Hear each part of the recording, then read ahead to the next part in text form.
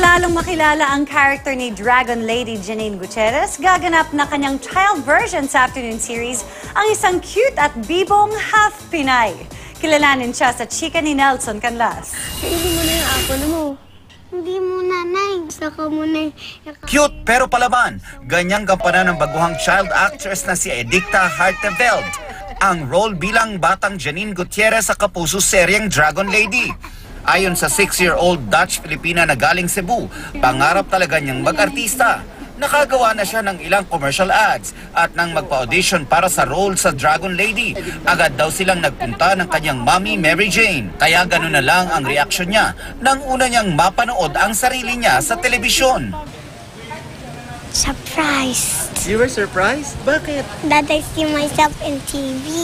Dream mo bang maging artista? Gusto mo ba talaga maging artista? Bakit? Kasi gusto ko makabili ng kotse. Nagbonding na sila ng kanyang ate Janine sa set at tuwang-tuwa raw siya dahil mabait ang kapuso star.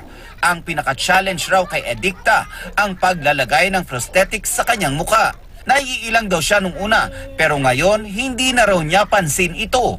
In the first time. The first time? Yeah. Tapos? Mahirap ba siya ilagay? Like, pag nilalagay sa'yo? Naglalagay po sila ng powder at nilalagyan ng glue. Ipapadry at saka ilalagay yung prosthetics.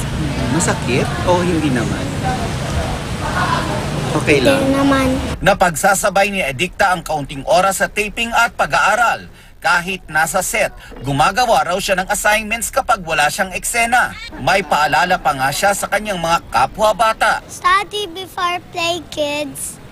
Nelson Canlas, updated sa Showbiz Happenings.